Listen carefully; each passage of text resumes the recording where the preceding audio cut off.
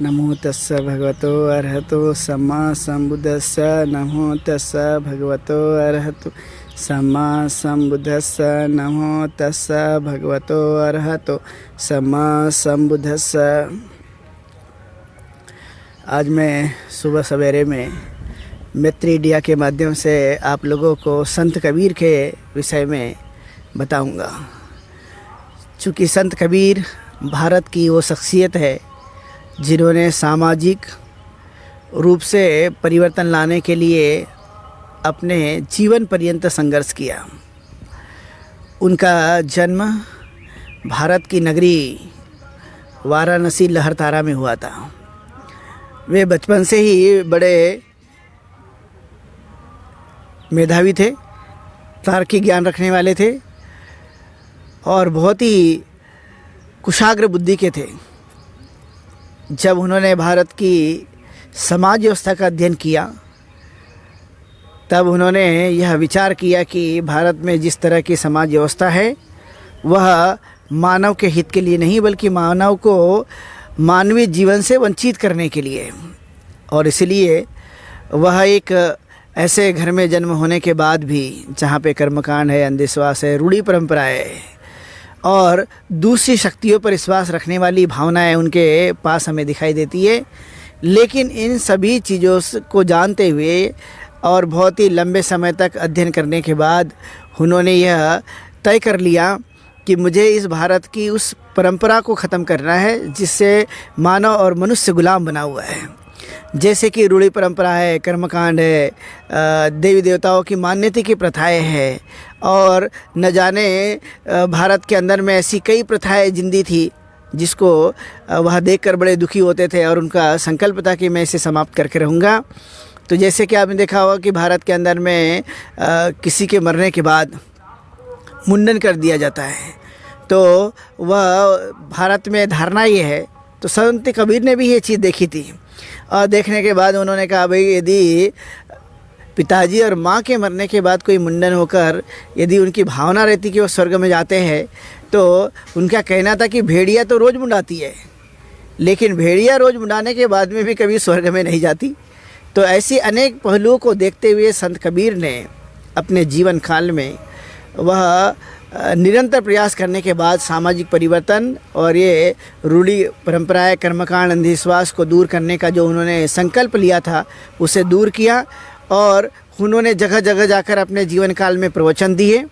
तो प्रवचन देने के बाद हम पाते हैं कि उनके प्रवचन को बीजक नामक ग्रंथ में समाहित किया गया है और बीजक में अनेक प्रकार के दोहे दिए गए हैं जिसको हम संत कबीर की वाणी कहते हैं। चूँकि वर्तमान में उनकी जो वाणी है, उनके जो प्रवचन हैं आज वर्तमान में उतने ही प्रासंगिक है इस बात को लेकर कि आज भी भारत में नहीं अपितु पूरे संसार में आप देखेंगे तो कर्मकांड है, अंधविश्वास है, रूढ़ी परंपराएं है, देवी देवताओं की मान्यता की प्रथाएं आज भी अस्तित्व में। इतना ही नहीं तो आप पाएंगे कि लोग की भावना ऐसी होती है कि मनुष्य स्वर्ग में जाता है, लेकिन इन सब बातों का संत कबीर ने बड़े पैमाने पर खंडन किया। तो इतना ही नहीं, भारत की जो बहुत बड़ी समस्या थी वो समस्या ये है कि जातिवाद की समस्या, और उस जातिवाद के खिलाफ में जो है संत कबीर लड़ते रहे। तो इतना ही नहीं तो हम देखते हैं कि तथागत गौतम बुद्ध ने भी आज से 2600 वर्ष पहले इस जातिवाद और वर्ण व्यवस्था के खिलाफ में पुरजोर संघर्ष किया था। उसी बात को आगे बढ़ाते हुए 15वीं सदी में संत कबीर ने इस जातिवाद के खिलाफ में संघर्ष किया। चूँकि तथागत गौतम बुद्ध ने जो जातिवाद के खिलाफ में, वर्ण व्यवस्था के खिलाफ में जो बातें कही है उसका वर्णन हमें 62 सूत्र में मिलता है। और तथागत गौतम बुद्ध ने ये बात कही थी कि भाई मनुष्य में जातियाँ नहीं पाई जाती है, जातियाँ पाई जाती है पशुओं में, कीड़े मकोड़ों में। वो इसलिए क्योंकि वो अलग अलग रूप से होते हैं। चूँकि मनुष्य आपने देखा होगा सब एक जैसे ही होते हैं, रंग रूप अलग हो सकते हैं लेकिन वह भावनिक जिस तरह की भावना है, जिस तरह का व्यवहार है और जिस तरह की संतति की उत्पत्ति है, ये सब चीज़ों के बारे में आप देखेंगे तो मानवीय रूप से आप उसके अंदर का जो रक्त भी है वो भी सभी मनुष्य में लाल पाया जाता है। तो ये सभी विषय को देखते हुए तथागत गौतम बुद्ध ने पुरजोर वर्ण व्यवस्था और जाति व्यवस्था का पूरी तरह से खंडन किया और उन्होंने अपने धर्म में सभी लोगों का समावेश करने की पूरी तरह से कोशिश की। तो आगे चलकर इसी कड़ी को संत कबीर ने 15वीं सदी में जातिवाद के खिलाफ, वर्ण व्यवस्था के खिलाफ में पुरजोर उन्होंने संघर्ष किया है। तो मैं आप लोगों को उनके कहे हुए एक दोहे से जातिवाद की बात मैं आप लोगों से बताना चाहता हूँ कि वे कहते तुमकद बामन हमका सूद, तुमकद लहू हमका दूध, कि अर्थात यदि आप ब्राह्मण हैं और हम शूद्र हैं तो आपके शरीर में दूध है और हमारे शरीर में रक्त है। तो आपने देखा होगा कि ये जो वाणी है कितनी बहुमूल्य वाणी है कि उन्होंने ये बताने की कोशिश की है कि यदि मनुष्य है, चाहे वो ब्राह्मण हो या शूद्र हो, तो क्या ब्राह्मण के शरीर में रक्त जो है, रक्त की जगह क्या दूध पाया जाता है और शूद्र के शरीर में रक्त पाया जाता है। लेकिन हमने पाया चिंतन अध्ययन करने के बाद और ये संत कबीर और तथागत गौतम बुद्ध के उस प्रवचन से, उस विचारों से, कि उन्होंने ये बताने की हमें कोशिश की कि नहीं, इंसान जो है वो अपने कर्मों के आधार पे उच्च होता है और नीचा होता है, वो जाति के आधार पे नहीं। और किसी के शरीर में दूध हो और किसी के शरीर में रक्त हो, कभी भी ऐसा नहीं पाया जाता। और इसलिए तथागत गौतम बुद्ध ने जो बातें कही है कि मनुष्य कर्मों से महान होता है, न कि जन्म से महान होता है, ये बड़ी महत्वपूर्ण बात उन्होंने हमें बताने की कोशिश की। और इसलिए हम आगे चलकर देखते हैं कि तथागत गौतम बुद्ध, संत कबीर और महात्मा ज्योतिबा फुले को परम पूज्य डॉक्टर बाबा साहब अम्बेडकर ने अपना गुरु स्वीकार किया। चूँकि संत कबीर को बाबा साहब अम्बेडकर जानते नहीं थे, उनको देखा नहीं था, लेकिन उसके विषय में उन्होंने पढ़ाई की थी, अध्ययन किया था।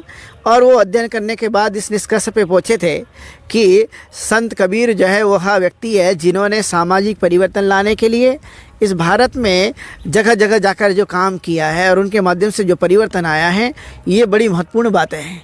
और ये लिंक की बड़ी महत्वपूर्ण बात है कि तथागत गौतम बुद्ध ने सारनाथ में जाकर जो है वो अपना प्रथम प्रवचन दिया था, जिसे हम धम्मचक्र प्रवर्तन दिवस के नाम से जानते ही है।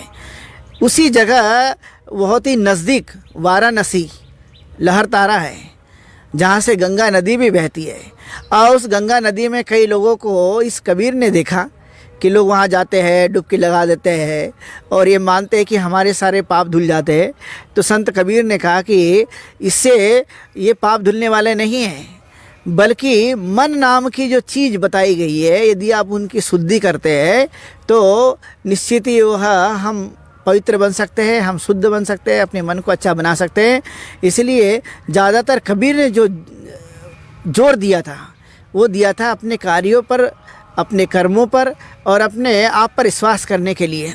और इसलिए उन्होंने इस देश में जो हजारों सालों से चलती आ रही परंपरा है, जिसे हम ईश्वर कहते हैं, ईश्वर की भावनाएं करोड़ों करोड़ लोगों में व्याप्त है।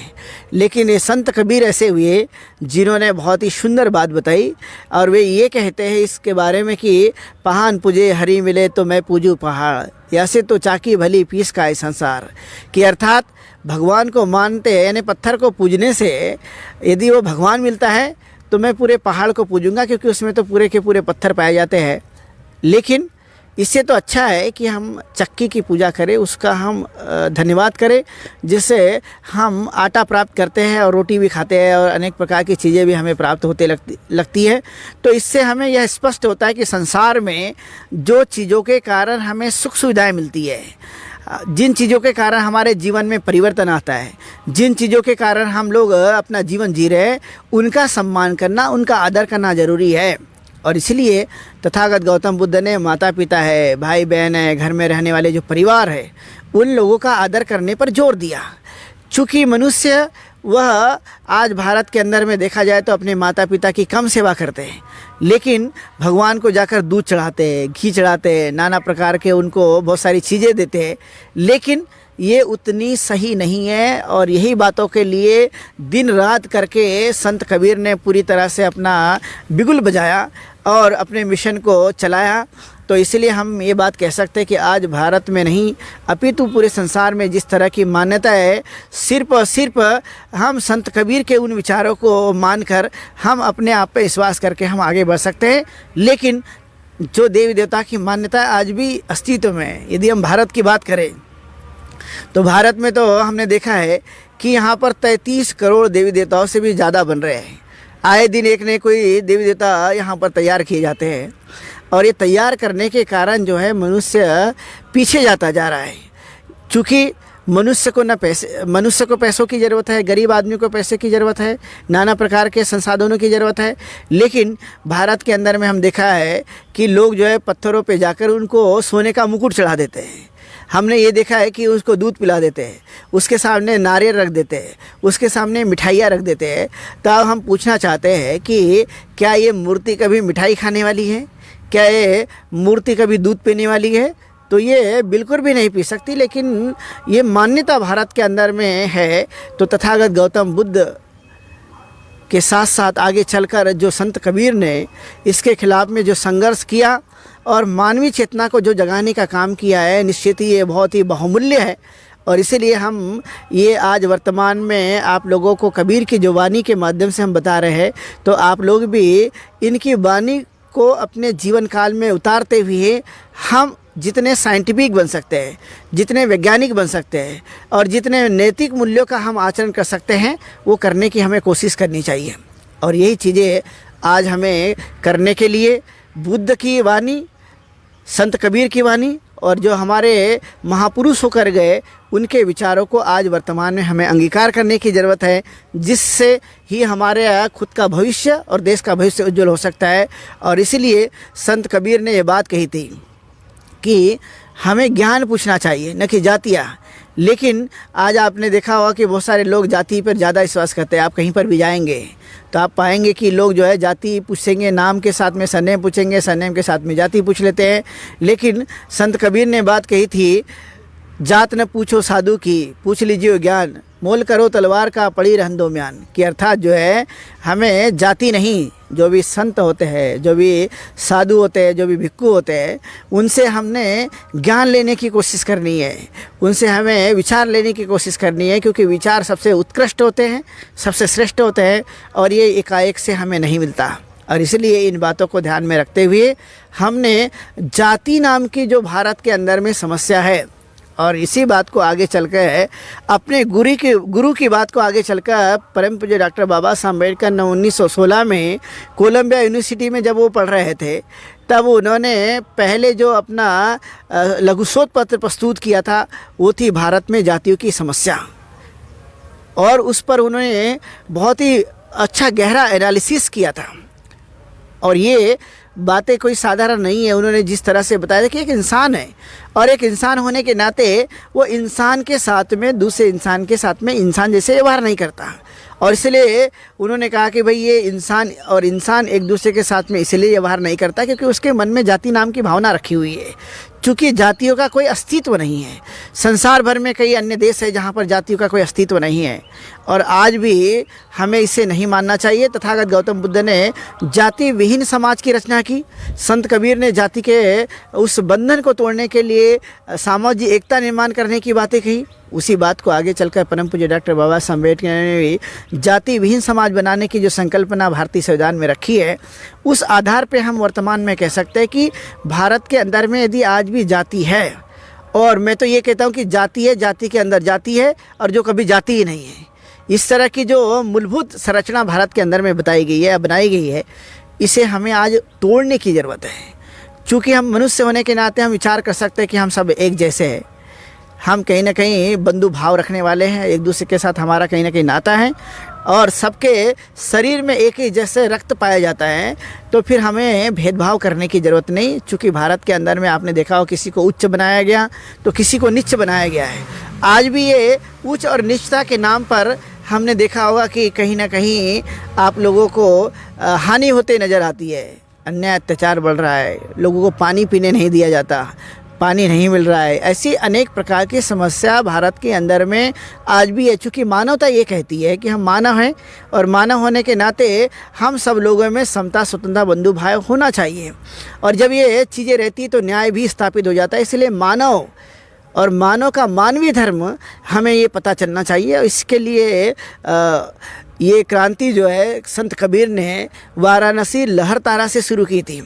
आज उनके कई लोग जो है साधु हैं जो उनके विचारधारा को मानते हैं, जिसे हम कबीरपंथी के नाम से जानते हैं। और कबीरपंथी लोग भारत के अंदर में बहुत संख्या में आज भी वर्तमान में हैं। लेकिन आज वर्तमान में कई जगह हम ये भी पाते हैं कि उसमें भी कहीं ना कहीं मिलावट होती हुई नज़र आ रही है। तो मैं इस मैत्री इंडिया के माध्यम से कबीरपंथियों को भी ये बात कहना चाहूँगा कि जो आपके अंदर में जो कबीर की दी हुई वाणी है उसका हम आचरण करें, लेकिन जो मिलावट हुई है तो मिलावट से हमें सावधान रहने की ज़रूरत है। क्योंकि संत कबीर वे व्यक्ति थे बहुत ही साइंटिफिक, बहुत ही सामाजिक, बहुत ही बड़े चिंतक, बहुत बड़े वक्ता और नैतिक मूल्य के बड़े पुरोधा थे। और इसीलिए उनके विचार को हमें मिलावट के रूप में नहीं बल्कि सच्ची वाणी के रूप में हमें लोगों के बीच में हमें लाना है। चूँकि ये बड़ी महत्वपूर्ण उनकी वाणी है और ये वाणी जन जन तक जाएगी तो लोगों को सद्बुद्धि देने में मदद करेगी। उन्हें जब कबीर का सत्संग मिलेगा तो निश्चित रूप से वह अच्छा जीवन जीने की तरफ में प्रेरित होंगे। और इसलिए दुनिया भर में आज भी जिस तरह से लोग व्यवहार कर रहे हैं तो उस व्यवहार को बदलने के लिए, अन्य अत्याचार को रोकने के लिए, कर्मकांड और रूढ़ी परंपराओं को दूर करने के लिए संत कबीर की ये वाणी, संत कबीर के उपदेश आज हमें सहायक बन सकते हैं। और इसलिए हम लोगों ने उनके विचारों पर चलने के लिए निश्चित ही उनकी वाणी, जिसे हम आज दोहे के रूप में जानते हैं, वो दोहे को यदि हमने अंगीकार कर लिया तो स्वाभाविक तौर पे हम लोग वो आगे बढ़कर उनके विचारों को हम आत्मसात करते हुए एक सज्जन व्यक्ति बन सकते हैं, एक अच्छा इंसान बन सकते हैं। और इसीलिए संत कबीर ने जो जो भी बातें कही है वो कोई ऐसी बातें नहीं है, बहुत ही अनुभव के तौर पे उन्होंने बातें कही थी उस काल में। और इसीलिए बहुत बड़ा परिवर्तन वो कर पाए और इसीलिए आज संसार भर में उनके जानने और मानने वाले लोग भी बहुत बड़े पैमाने पर हैं। तो हम कह सकते हैं कि उनके विचार बाबा साहब अम्बेडकर को भी प्रभावित कर गए और बाबा साहब अम्बेडकर ने उन्हें अपना गुरु स्वीकार करके ये बात बताने की कोशिश की है कि संत कबीर कोई साधारण व्यक्ति नहीं थे। मैं जिसे गुरु मानता हूँ वो गुरु कोई ऐसे वैसे नहीं हो सकते। और इसीलिए उनके इस विचारों को आज हमें मानने की ज़रूरत है। क्योंकि आज भी संसार में कर्मकांड, अंधविश्वास, रूढ़ी परंपरा, देवी देवताओं की मान्यता की प्रथा, जातिवाद, वर्ण व्यवस्था, शोषण, अछूतपन आज भी संसार में जिंदा है। और इसलिए इस भावनाओं को दूर करने के लिए हमें कबीर की वाणी का सहारा लेकर हमें आगे बढ़ना पड़ेगा। क्योंकि संसार माला माला जो है वो जपते हुए चाहता है कि वो सुख प्राप्त कर ले, शांति उसे मिल जाए, लेकिन माला जपते जपते जो है उसको कुछ सुख शांति नहीं मिल सकती। जब तक वो अपने मन की शुद्धि नहीं कर पाता तब तक उसे वह माला जप के उसको कुछ प्राप्ति होने वाली नहीं है। क्योंकि माला जपने वाले तो ढेर है लेकिन वो भी अपने आप को दुख मुक्त नहीं कर पाए। और इसलिए संत कबीर ने जो रास्ता बताया वो है निर्मल बुद्धि का रास्ता, कि हम अपने बुद्धि को निर्मल करने की कोशिश करें। और वो माला फेर कर नहीं बल्कि अपने जीवन में सदाचार का आचरण करते हुए उसे हम प्राप्त कर सकते हैं। चूँकि मनुष्य है और मनुष्य होने के नाते हम लोगों ने इन सब चीज़ों को करने की कोशिश करनी है। और यदि हम करते हैं तो सुख भी हमें मिलेगा, शांति भी हमें मिलेगी, दिनों दिन प्रगति भी हम ही करेंगे और जो हम इच्छा रखते हैं वो सभी चीज़ें हमें प्राप्त होगी। और इसलिए ऐसे मौक़ा पर हमें समझने की ज़रूरत है। तो मुझे कबीर की एक बड़ी सुंदर बात याद आती है। जब उनका बाल्यकाल था और बाल्यकाल में उनके जो आचार्य थे वो थे रामानंद, उनके आचार्य। अब रामानंद ने एक बार जब उनके पिताजी का श्राद्ध आया तो श्राद्ध आने के बाद में वो कबीर को कहते जाओ बेटा दूध लेकर आओ। तो जाते जाते कबीर ने पूछा भाई किसके लिए? तो उन्होंने कहा मेरे पिताजी का श्राद्ध है तो उसके लिए चाहिए। श्राद्ध है तो कबीर समझ गए कि इनके पिताजी तो जीवित नहीं है, इन्हें जीवित आदमी के लिए दूध नहीं चाहिए, मरे हुए व्यक्ति के लिए दूध चाहिए। तो कबीर जो है वह गए और जाते हुए रास्ते में उन्हें एक मरी हुई गाय दिखाई दी। जब मरी हुई गाय दिखाई दी तो उन्होंने उसके सामने चारा रखा और उससे दूध निकालने की कोशिश की। तो ये हुआ कि न गाय चारा खा रही थी न दूध निकल रहा था। जब ये सुबह गया था तो दोपहर हो गई। अब दोपहर होने के बाद उसको रामानंद को लगा कि मेरा शिष्य जो है कबीर ही है, दूध लाने के लिए मैंने इसे भेजा है लेकिन पता नहीं क्या हो गया, ये वापस नहीं आ रहा है।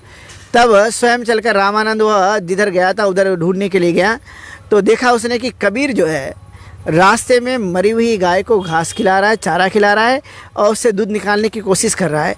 तब रामानंद ने उससे कहा कि बेटा, ये गाय मरी हुई है, ये चारा भी नहीं खाएगी और दूध भी नहीं देगी। तब जो है कबीर ने पलट कर जवाब दिया कि यदि मैंने गाय का दूध भी लाया होता तो आपके पिताजी पीने वाले नहीं थे, क्योंकि आपके पिताजी की भी मृत्यु हुई है। तो अर्थात ये कबीर इतने तार्किक थे, वो जानते थे कि मरे हुए इंसान को कोई दूध की आवश्यकता नहीं है। लेकिन आज भी आपने देखा होगा भारत के अंदर में मरे हुए इंसान को रोटी, मरे हुए इंसान को पानी और मरे हुए इंसान को न जाने क्या क्या करने की कोशिश करते हैं, लेकिन जीवित लोगों का कोई ध्यान नहीं रखता है।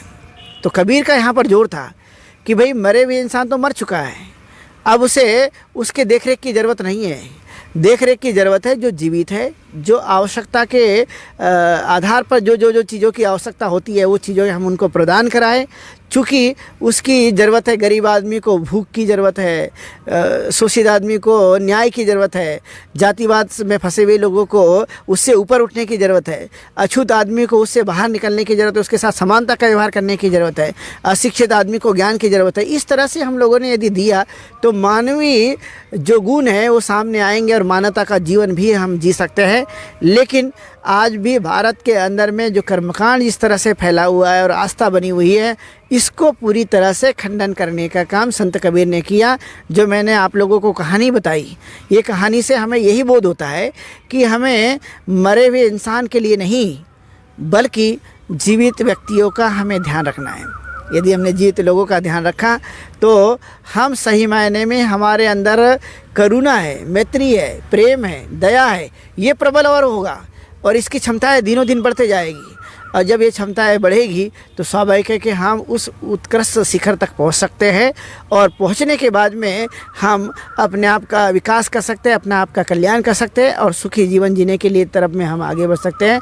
और यही बातें उस काल में हमें कबीर के माध्यम से उस काल में दिखाई देती है। चूँकि उस काल में आपने देखा होगा शिक्षा का प्रचार प्रसार उतना नहीं था, लेकिन कबीर ने लोगों को शिक्षित करने का जो संकल्प लिया था वो उस काल में कोई साधारण कार्य नहीं है। और इसीलिए कबीर को दुनिया भर में एक बड़े सामाजिक प्रेरणाते के रूप में, एक महापुरुष के रूप में जाना जाता है। क्योंकि महापुरुष के जो लक्षण होते हैं वो लक्षण हमें कबीर जी के जीवन काल में दिखाई देता है। लेकिन आगे चलकर आपने देखा होगा कि कबीर जी जो है जिस तरह से उन्होंने कार्य किया, जिस तरह से उन्होंने अपनी कार्य शैली को बहुत ही सरल रूप में लोगों के सामने प्रस्तुत किया, अपनी वाणी को जिस तरह से प्रस्तुत किया, ये वाणी निश्चित ही बड़े महत्वपूर्ण है। और इस वाणी को अपने जीवन काल में उतार कर हम कैसे आगे बढ़ सकते हैं, ये फार्मूला हमें संत कबीर के माध्यम से दिखाई देता है। और इसीलिए आज वर्तमान में हम लोगों को संत कबीर के बहुत बड़े प्रासंगिक लगते हैं, बहुत बड़े वह महापुरुष लगते हैं।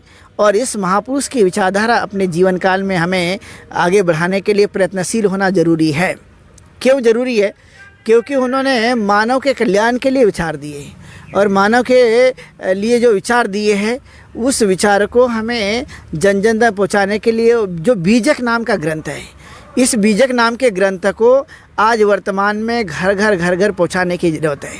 लेकिन यदि हमने बीजक घर घर पहुँचाया, लोग पढ़ेंगे, समझेंगे और जानेंगे कि संत कबीर ने हमारे लिए कितने अनमोल वचन दिए हैं जो जिसका कोई कीमत नहीं है।